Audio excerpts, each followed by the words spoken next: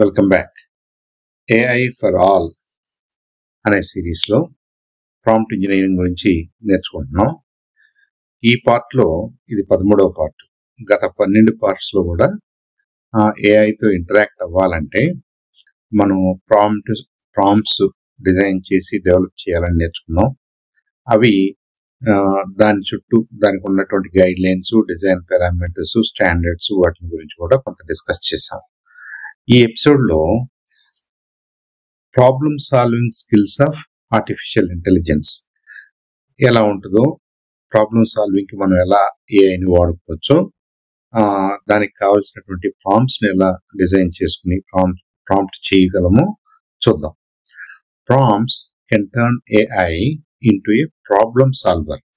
ఏదో ఒక అంశం మీద పోయం రాయటము, ఒక అంశం మీద ఎస్సే రాయటము, ఒక అంశం మీద ఫ్యాక్ట్స్ అంటే ఒక క్వశ్చన్కి ఆన్సర్ చేయటం అనేది ఒక రకమైనటువంటి కేపబిలిటీ అయితే, అసలు ప్రాబ్లమ్ సాల్వ్ చేయడానికి మన ముందున్న ఒక ప్రాబ్లమ్ని స్టెప్ బై స్టెప్ వైజ్గా దాని సొల్యూషన్ని డెవలప్ చేయటం అనేది కూడా it becomes considerable important capability of AI అన్నమాట. It works for math, science, logic and real life challenges. ఇక్కడ కీ ఏంటంటే we should be able to ask structured questions, step based questions. ఏదో ఒక పెద్ద స్టోరీ లాగా కాకుండా ఫస్ట్ ఇలా జరగాలి, నెక్స్ట్ ఇలా జరగాలి, మనం కొద్దిగా క్లూ ఇవ్వాలి. So that it comes up with alternative ideas in solving that problem or to critically think about an issue.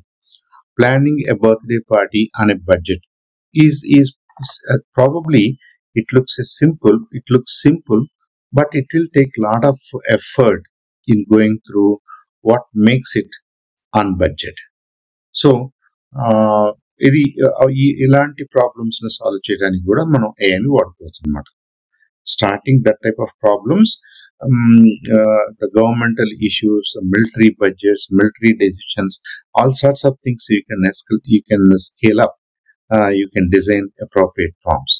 అలాగే బ్రేకింగ్ డౌన్ ప్రాబ్లమ్స్ అంటే మనం ఏమంటాం అంటే ప్రాజెక్ట్ మేనేజ్మెంట్ లో వర్క్ బ్రేక్ డౌన్ స్ట్రక్చర్స్ అంటారు. అలాగే ఒక ప్రాబ్లం ఉందనుకుంటే దాన్ని కాన్సెప్చువల్లీ డిఫరెంట్ పీసెస్ గా మనం ముందు బ్రేక్ డౌన్ చేయగలగాలి. అలా చేస్తే మనకి స్టెప్స్ వస్తాయి. ఫస్ట్ ఏంటి, తర్వాత ఏంటి. Solve this equation step by step అన్నమాట. అలా వచ్చినటువంటి స్టెప్స్ ని 1 by 1 గా AI will be able to solve us. అప్పుడు దానికి తగినటువంటి ప్రాంప్ట్ మనం క్రియేట్ చేస్తాం అన్నమాట. Works for both school work as well as professional work. Daily life లో కూడా మనకు వర్క్ ప్లేసెస్ లో మనం రోజు ఏమేమి ఫేస్ చేస్తున్నామో, ఎక్కడెక్కడ మనం డెసిషన్స్ తీసుకోవాల్సి ఉంటుందో అలాంటి డెసిషన్స్ కూడా ఈ AI can help us. One student asked AI to plan study time for 5 subjects. ఆ 5 subjects ని ఎలా బ్రేక్ డౌన్ చేయాలి, ఏ సబ్జెక్ట్ ఎంత కేటాయించాలి, ఏ సబ్జెక్ట్ ఎప్పుడు తీసుకోవాలనేది it can guide you. It can create a schedule. అది మనకి scheduling is always a complicated problem. అది చూడటానికి ఈజీగా ఉన్నట్టుగా ఉంటుంది, కానీ if you involve multiple criteria, different dimensions, different levels of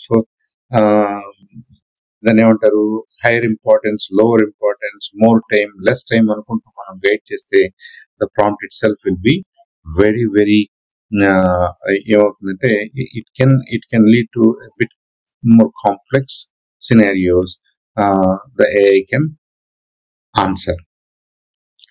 తర్వాత asking AI to think step by step. ఒక ప్రొసీజరల్ గా ఆలోచించడాన్ని మనం ఏఐ ఆలోచించాలంటే మనం ఇచ్చే ప్రాంప్ట్స్ కూడా అలాగే ఉండాలి. వీటిని మనం చైన్ ఆఫ్ థాట్ ప్రాంప్ట్స్ అంటాం. అంటే అన్ని ఒకేసారి అడగకుండా 1 by 1 గా కనుక మనం మన ప్రాంప్ట్ లో ఐడెంటిఫై చేస్తే డిఫరెంట్ లెవెల్స్, డిఫరెంట్ స్టెప్స్ ని AI also will respond accordingly అన్నమాట. Explain how you got the answer అని తర్వాత మనం అడిగితే అది న్యాచురల్ గా AI also will tell us what exactly happened inside internally, what are the steps it has taken, and how it arrived at the solution that it is proposing. Alage encourages reasoning, not just quick guesses. మనం ఏదో నేను ఒక question అడిగాను, నువ్వు guest చేసి నాకు answer చెప్పు అన్నట్టు కాకుండా with reason logically constructed response ని మనకి ఇవ్వడానికి ట్రై చేస్తుంది. మన ప్రాంప్ట్ లో ఉన్నటువంటి క్లారిటీని, ఆ స్టెప్స్ ని ఆధారంగా. అలాగే బ్రెయిన్ స్టార్మింగ్ ఫర్ సొల్యూషన్స్. ఇద్దరు ముగ్గురు నలుగురు కూర్చుని నలుగురు ఐడియాస్ మాట్లాడుకుంటూ మనం finally we arrive at some common solution. Generally, that's what happens in conference halls and meetings in any workplace. దాన్ని మనం AI కూడా ఇవ్వచ్చు అనమాట. We can also make AI as one of our partners.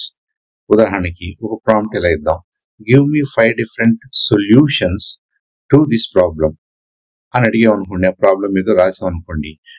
It encourages creativity and options, useful for essays, projects and personal challenges. ఇలాంటి prompts అడగటం ద్వారా యాక్చువల్గా ఆ ప్రాబ్లం ఏంటో మనం చెప్పడం ద్వారా ఒక సొల్యూషన్ కాదు, మల్టిపుల్ ఆప్షన్స్ మనకి AI can generate and show it to us. ఒక స్టూడెంట్ ఏమి అడిగారంటే how can schools reduce plastic use అని అడిగితే AI suggested recycling bins, campaigns, reusable bottles and a lot of other things. ఎందుకని వీటిలో ఎలా చేసినా, కొన్ని చేసినా, అన్ని చేసినా ఈ ప్లాస్టిక్ యూసేజ్ తగ్గుతుంది. Even if you are force to use plastic for some reasons, దాన్ని రీయూజ్ ఎంకరేజ్ చేయడం ద్వారా లేదా రీసైకిల్ ఎంకరేజ్ చేయడం ద్వారా ఓవరాల్ గా మనం ఎన్వైరన్మెంట్ ని ప్రొటెక్ట్ చేయొచ్చు. Every school should try this type of things అన్నట్టుగా మీకు రెస్పాన్స్ రావచ్చు. ఎక్స్ప్లోరింగ్ డిఫరెంట్ పర్స్పెక్టివ్స్ అంటే మనం ఒక ప్రాబ్లమ్ ని, ఒక ఇష్యూని, the way I look at it could be slightly different or entirely different from the way you look at it. Similarly, మనం రూమ్ లో ఉన్న 10 మంది కూడా 10 డిఫరెంట్ విధాలుగా సేమ్ ఇష్యూని పర్సీవ్ చేసుకుంటారు. సో వాటన్నిటిని కూడా పర్స్పెక్టివ్స్ అంటారు. ఉదాహరణకి ఒక prompt, answer this as a scientist, historian and poet అని సేమ్ ప్రశ్నని 3 పర్స్పెక్టివ్స్ లో రాయమని అడిగాం అనుకోండి.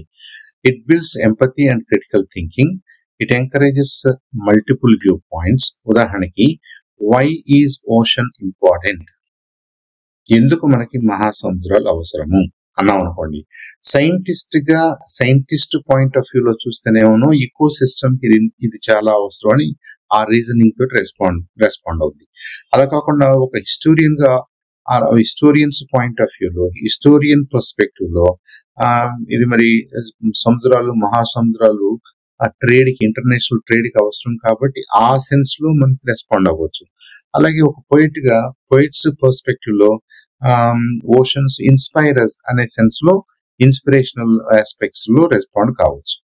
ఇలా AI can attempt to solve problems, can think critically, can help us brainstorm, can help us think critically, can help us choose the right option in solving a problem. ఇవన్నీ చేస్తుంది.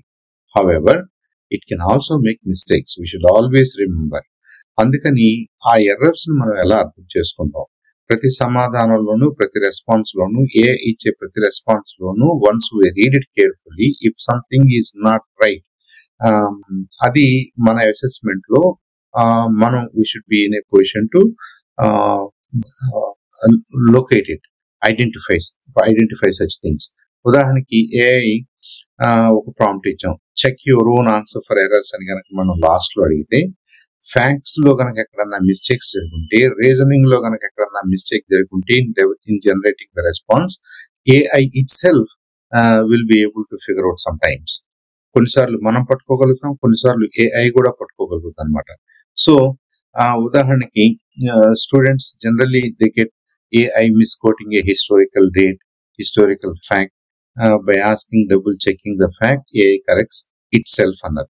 అంటే ఏంటంటే మనం అంతా అయిపోయిన తర్వాత చివరిలో whatever response we think is there is ready for us to go move forward.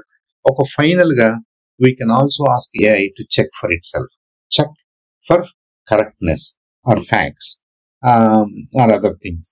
ఒకసారి ఫైనల్ రౌండ్ లో SR no some sort of confirmation, refinement, suggestions ఏదో మళ్ళీ AI రెస్పాండ్ అయ్యే అవకాశం ఉందన్నమాట.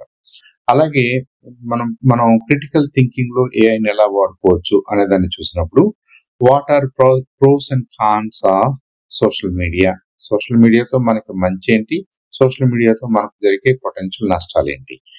Then now argue the opposite side. ఒకసారి ఇలా అన్నప్పుడు ఒకసారి అది ప్రో చెప్పింది అనుకోండి, కాన్స్ అడుగుదాం, కాన్స్ చెప్పింది అనుకోండి, ప్రోస్ అడుగుదాం. It can help students think deeper. అలాగే we can also create a debate, or we can debate with AI agent. Debate team used AI to prepare both sides of an argument. కాసేపు supporting side, కాసేపు opposing side, ఈ రెండు sides తీసుకుని మనం AI తోటి మనం pro side తీసుకుంటే against side machine కి ఇవ్వచ్చు, ఏఐకి ఇవ్వచ్చు. మనం ఆపోజిట్ సైడ్ తీసుకుంటే ప్రో సైడ్ మెషిన్ కి ఇవ్వచ్చు. అలా court arguments in front of court of law, లేదనుకుంటే జనరల్స్ కాలేజ్ లెవెల్ డిబేట్స్, లేదంటే పొలిటికల్ డిబేట్స్, మీడియాలో జరిగే డిబేట్స్, వీటన్నిటిలో కూడా మనం ఈ సినారియో ప్లేస్ చేయొచ్చు అనమాట. we can play different scenarios. Finally, to summarize, prompts can break problems into steps. We know that.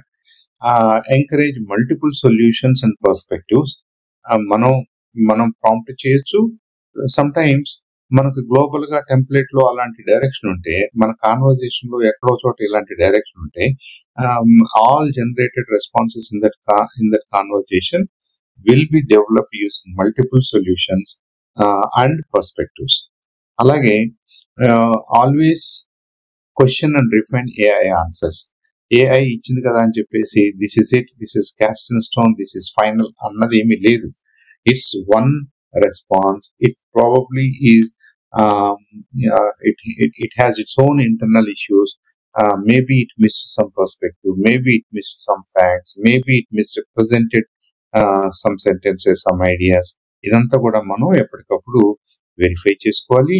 At the end of the day final గా మనం ఆ రెస్పాన్స్ ని యాక్సెప్ట్ చేసే ముందు ఒక్కసారి మళ్ళీ ఒక ప్రాంప్ట్ ద్వారా ఈ మొత్తం ఆన్సర్ ని, ఈ మొత్తం రెస్పాన్స్ ని, మనం అనుకున్న ఫైనల్ రెస్పాన్స్ ని, మనం ఎడిట్ చేసినటువంటి వర్షన్ ని మళ్ళీ ఒక్కసారి ప్రాంప్ట్ గా ఇస్తూ we can ask AI to verify for facts, accuracy, logic and sequence. అప్పుడు చక్కగా అవన్నీ చేస్తాం. ఫైనల్లీ let's see, ఇంత దూరం వచ్చాం కాబట్టి we can take a small challenge. What do you think AI makes people? ఇది అందరి మనసులో ఉంది. ఇది మనం ఏఐ వల్ల, ఏఐ ఇంత కేపబిలిటీ ఉంది కాబట్టి, బికాస్ ఆఫ్ యూజింగ్ ఏఐ మనల్ని బెటర్ థింకర్స్ చేస్తుందా, చేయగలదా? లేదంటే డే బై డే ప్రతి చిన్నదానికి మనం ఏఐని కన్సల్ట్ చేయడం ద్వారా మనం are we likely to become more dependent on LLMs, on artificial intelligence? ఏమవుద్ది అనుకుంటున్నారు? ఎందుకు అలా అనుకుంటున్నారు? Please share your ideas in the comment section.